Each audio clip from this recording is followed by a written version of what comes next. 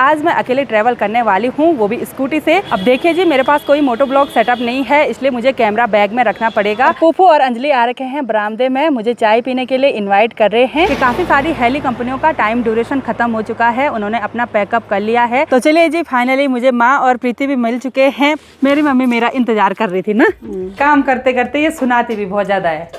वो खाना पचेगा भी नहीं लग रहा, मुझे लग रहा है ना। हाँ, पचना भी नहीं चाहिए। खैर,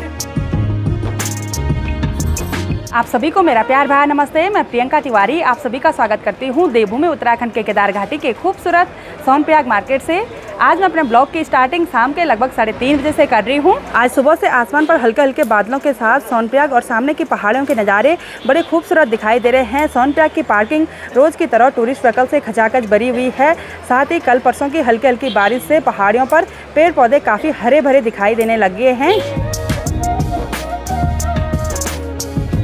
और इसी के साथ बहुत सारी संख्या में श्रद्धालु श्री केदारनाथ धाम के दर्शन करने के लिए आ रहे हैं और उतनी संख्या में श्री केदारनाथ धाम से दर्शन करके वापस अपने घर की ओर जा रहे हैं। तो अभी शाम के टाइम पर मैं बिल्कुल रेडी हो गई हूँ और आज मेरी तैयारी हो गई है यहाँ सोनप्रयाग से ऊखीमठ जाने की। और आज मैं अकेले ट्रैवल करने वाली हूँ, वो भी स्कूटी से। हस्बैंड जी काफ़ी बिजी हैं अपने काम में, तो इनको डिस्टर्ब नहीं करेंगे। तो अपना ख्याल रखिए, ठीक है। हल्का हल्का बुखार भी हो रखा था कल, आज तो सही है ना। बिल्कुल, मैं चलती हूँ, ठीक है, बाय बाय। तो राहुल और अभिजीत ने तो स्कूटी की सफाई कर ली है और बड़ी मुश्किल से हेलमेट मिला। कहाँ रखा हुआ था? ये क्लॉक रूम में। अच्छा, जमा कर रखा था क्लॉक रूम में। अच्छा, इसका चार्ज देना पड़ेगा। हाँ ठीक है ठीक है। तो अब चलते हैं भाई अपनी स्कूटी से। अब देखिए जी, मेरे पास कोई मोटो ब्लॉग सेटअप नहीं है, इसलिए मुझे कैमरा बैग में रखना पड़ेगा और रास्ते में रुक रुक कर मैं आपको पहाड़ों के खूबसूरत नज़ारे दिखाऊंगी। तो अब बढ़ते हैं खूबसूरत सफ़र में आगे और यहाँ से मुझे ऊखीमठ पहुँचने में लगभग 2-2.5 घंटे का टाइम तो लग ही जाएगा।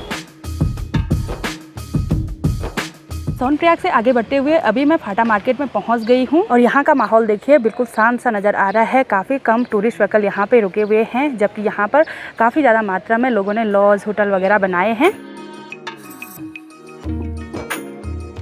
मैं काफ़ी दिनों के बाद इस रूट पे आ रही हूँ और जहाँ पर कुछ टाइम पहले ऊबड़ खाबड़ रोड थी, अब देखिए यहाँ पर काफ़ी अच्छी तरह से रोड बनके तैयार हो गई है। कहीं भी रोडों पर गड्ढे नहीं दिखाई दे रहे हैं। आज यहाँ केदार घाटी में काफ़ी कम हेलीकॉप्टरों की आवाज़ सुनाई दे रही है। इसका ये कारण है कि काफ़ी सारी हेली कंपनियों का टाइम ड्यूरेशन ख़त्म हो चुका है, उन्होंने अपना पैकअप कर लिया है। किसी ने कल पैकअप किया, किसी ने परसों पैकअप किया। अभी मैं फाटा से थोड़ा सा आगे धानी में पहुँच गई हूँ और यहाँ पर मुझे सामने पवन हंस के हेलीपैड पर एक हेलीकॉप्टर दिखाई दे रहा है और उसने भी अभी ब्रेक ले रखा है। शाम के टाइम पर आजकल ऐसी धूप खिल रही है तो चारों तरफ के नज़ारे बहुत ही सुंदर दिखाई दे रहे हैं। और मैं रास्ते में रुक रुक के जा रही हूँ, तो मुझे लग रहा है आज मुझे 2-3 घंटे के बजाय 4 घंटे लग जाने हैं। तो आगे बढ़ते हुए मैं खुमेरा में पहुंच गई हूं और यहाँ ऊपर मेरे पुप्पू जी का घर है और पुप्पू और अंजलि आ रखे हैं बरामदे में, मुझे चाय पीने के लिए इनवाइट कर रहे हैं। लेकिन मैं अभी चाय पीने के लिए नहीं रुकूंगी क्योंकि मैंने अभी काफ़ी लंबा सफ़र तय करना है। मेरे पुप्पू जी के घर के नीचे जो रोड है उसकी कंडीशन बहुत ही ख़राब हो रखी है क्योंकि यहाँ बरसात में बहुत ही भयंकर गदेरा आता है और अभी देखिए वहाँ पर टेम्पो और ट्रक पास नहीं होगा और 1 ही मिनट में देखिए कैसे लाइन लगी है टूरिस्ट व्हीकल की।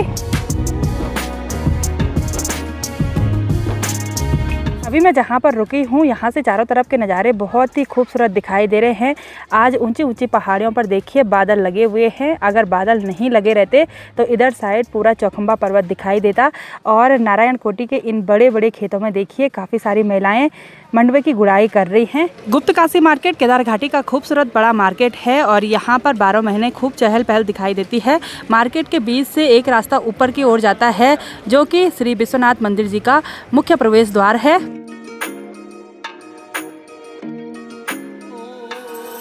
आगे बढ़ते हुए मैं पहुंच गई हूँ मधवेश्वर घाटी के खूबसूरत बड़े मार्केट ऊखीमठ मार्केट में और यहाँ से थोड़ा फ्रूट वगैरह थोड़ा मिठाई वगैरह रख देते हैं और फिर यहाँ पर से मनसुना है सिर्फ 7 किलोमीटर, यानी कि मैं जल्दी पहुँचने वाली हूँ अपने मायके वाले घर पे। मैंने आपको कहा था कि मुझे ऊखीमठ जाना है, तो ऊखीमठ का काम मैं कल सुबह करूँगी। अगर मैं कल सुबह ही वहाँ ऊपर से आती तो मुझे काफ़ी टाइम लग जाता, इसलिए मैं अगले दिन आई हूँ। तो अभी चलते हैं मायके।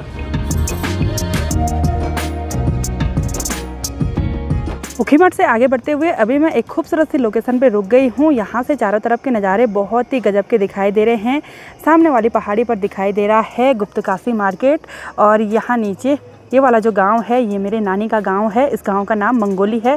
सामने उखीमठ मार्केट और उखीमठ गांव दिखाई दे रहा है, और शाम के टाइम पर सनसेट की लालिमा बहुत ही गजब की दिखाई दे रही है। सूर्य की किरणें देखिए किस तरह से दिखाई दे रहे हैं। पूरे बादल भी बिल्कुल लालिमा युक्त हो रखे हैं।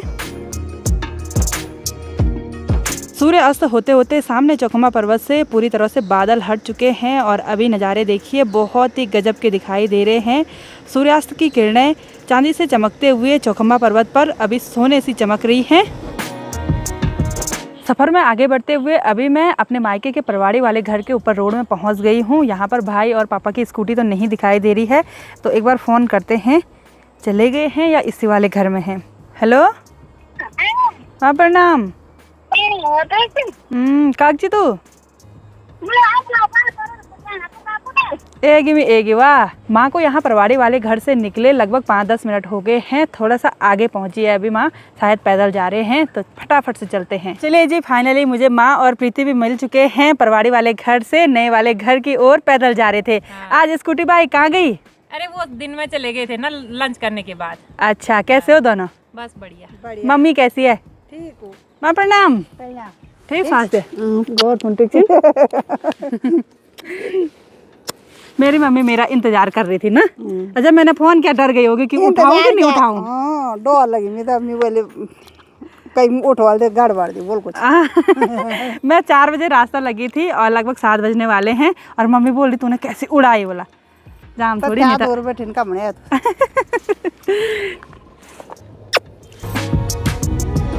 तो अब बढ़ते हैं घर की ओर, और माँ और प्रीति पैदल रास्ते से जा रहे हैं, और मैं जाऊंगी स्कूटी से।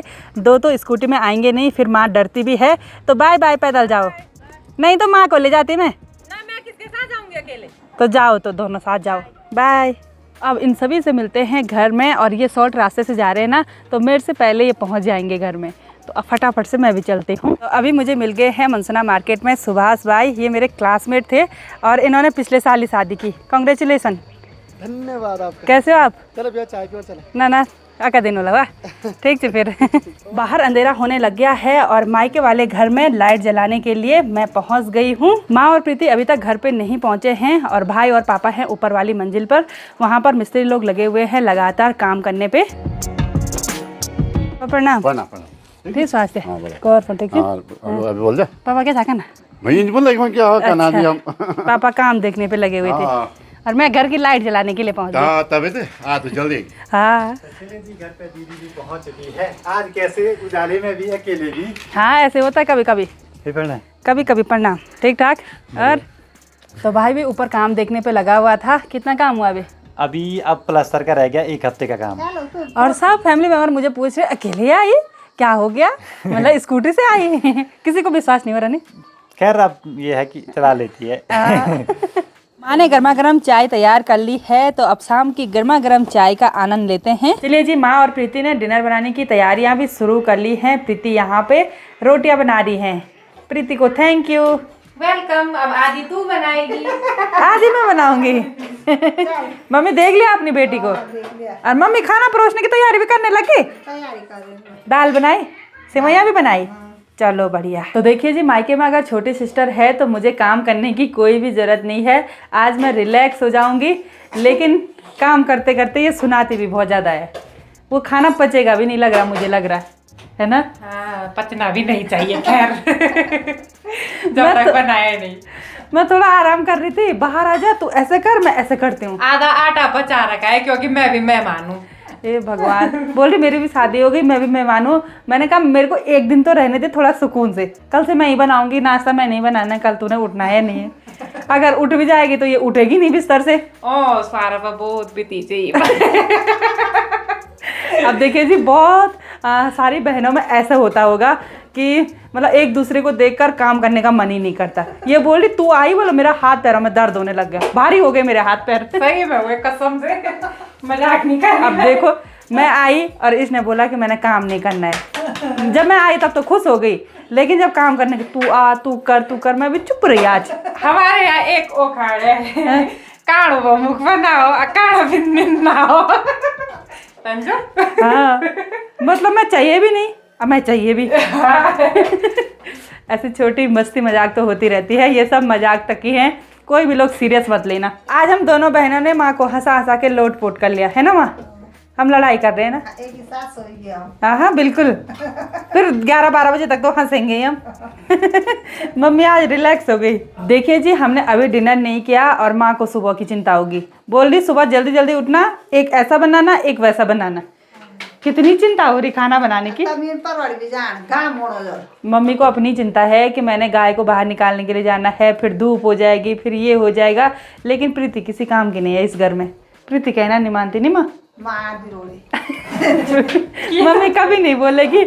हम तीनों ऐसे मस्ती मजाक करते हैं और जोर जोर से हंसते हैं, फिर पापा के अंदर से आवाज आती है क्या हो गया, तब चुप हो जाएंगे। सब साइलेंट हो जाएंगे। तो आज की इस वीडियो को यहीं पे एंड करते हैं। आई होप आपको वीडियो पसंद आई होगी। वीडियो पसंद आए उसको लाइक कीजिए, कमेंट कीजिए और अपने दोस्तों के साथ शेयर कीजिए। मैं प्रियंका योगी तिवारी मिलती हूँ आपको अपनी अगली नई वीडियो में। तब तक के लिए जय देव भूमि उत्तराखंड।